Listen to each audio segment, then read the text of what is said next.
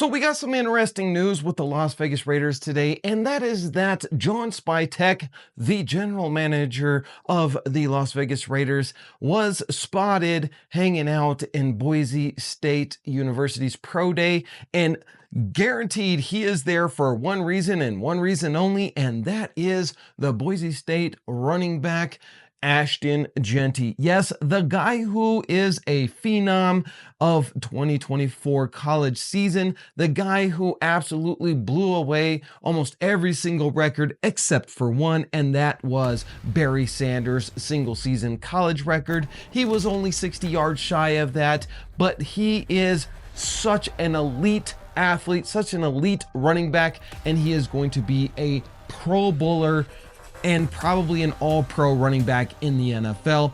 And the Raiders were one of the worst teams when it comes to the running back situation last year. The run game was abysmal, and we need help. One of the things that would instantly make us a better run offense is if you were to draft Ashton Genty in the first round and even at pick number 6. Now, I know this is going to rub some people the wrong way. I know a lot of people feel like you should always build the trenches first and then go and get playmakers second. So a lot of people are saying that we should draft an offensive tackle at pick number 6. Here's the thing with that. The offensive line class this year compared to last year, it's not the same.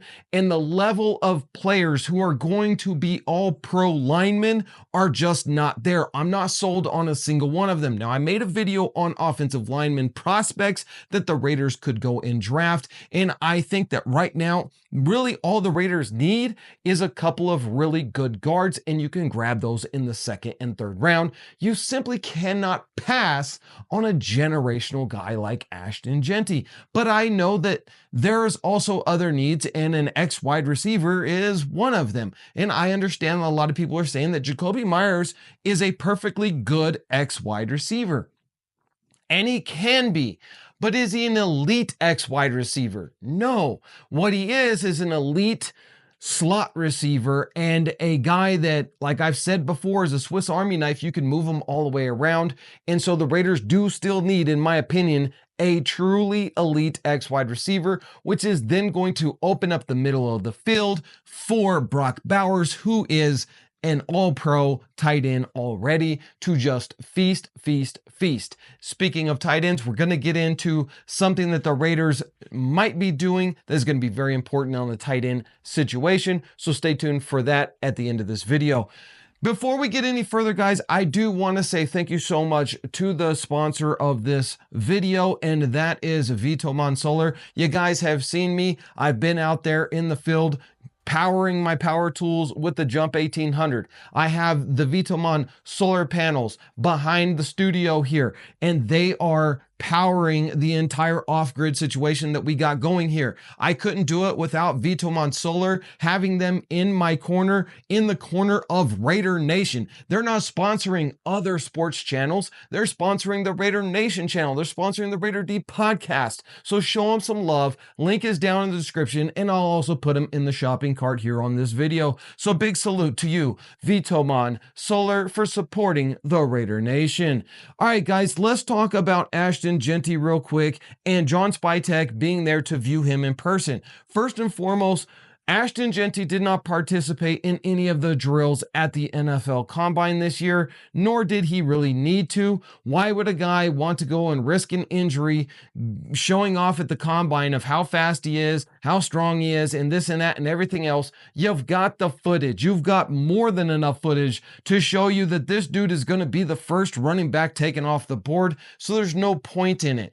Also, he is participating in some of the pro day drills, but he's not going to just go all out. He doesn't need to go all out simply due to the fact that he is automatically going to be the number 1 running back taken off of the board, and he will be taken in the first round, probably in the first 10 picks. If the Raiders don't pick him at number 6, I'm sure another team absolutely will.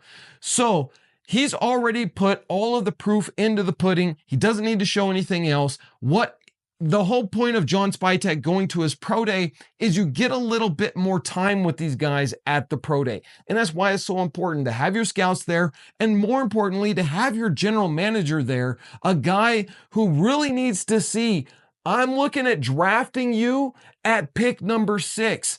I am looking at you, Ashton Genty. Why should I take the Raiders' number 6 overall pick, which is immensely valuable, and should I spend it on a guy like you?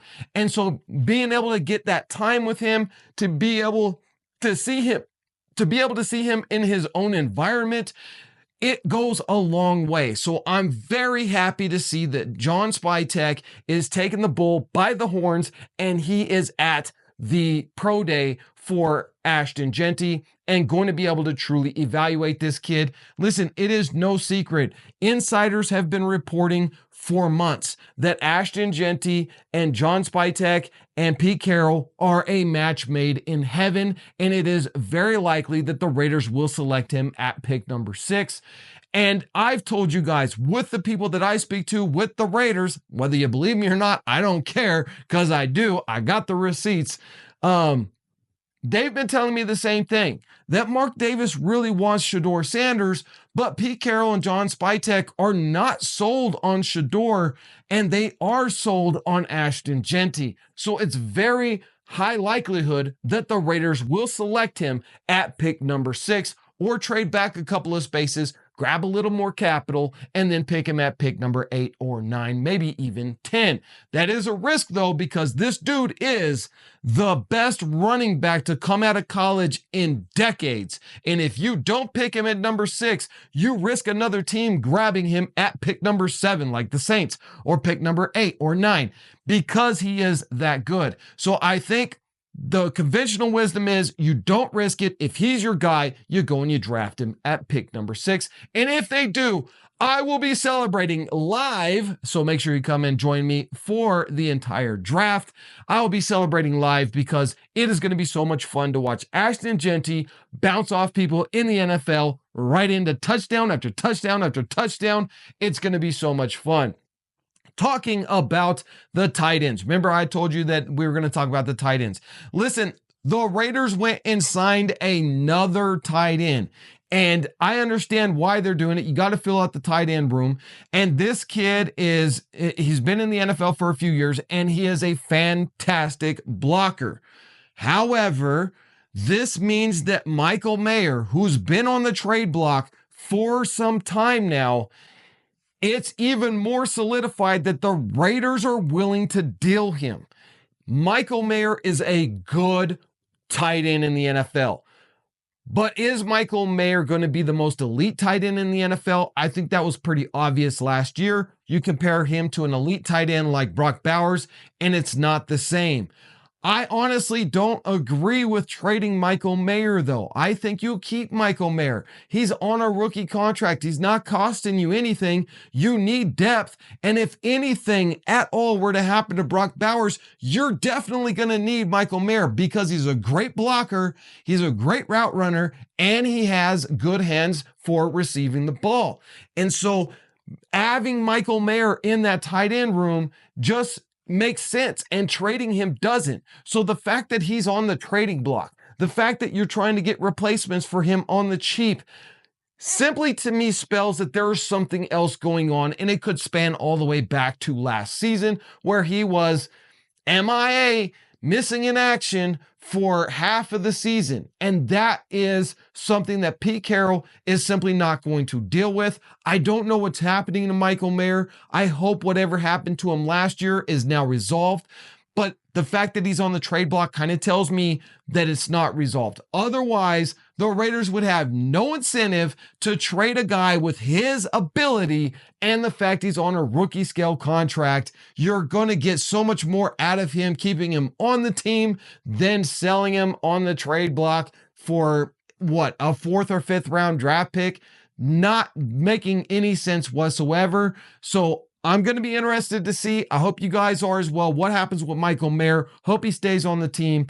And if you guys want to see him on the team, comment down below MM or Mayer. Guys, in this video, I've told you what's going on. Breaking news every single day. If you like that kind of stuff, make sure you hit that subscribe button, hit that like button, and consider becoming a member of the channel. It really helps us out, and I appreciate each and every one of you. Until the next video, let's go Raiders! Just win, baby!